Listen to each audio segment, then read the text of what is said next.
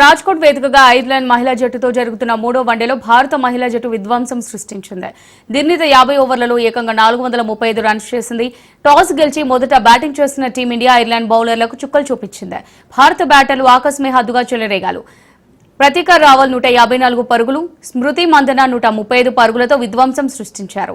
ఇద్దరు బ్యాటర్లు సెంచరీలు బాదారు. అలాగే రీచా ఘోష్ 59, తేజల్ 28, హర్లీన్ 15 పరుగులు చేశారు. దీంతో 50 ఓవర్లలో భారత జట్టు 5 వికెట్లు కోల్పోయి 435 పరుగుల భారీ స్కోర్ చేసింది.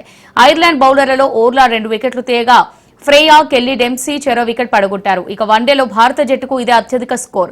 ఓవరాల్ గా మహిళల వన్డే క్రికెట్లో 4వ అత్యధిక స్కోర్ సాధించింది.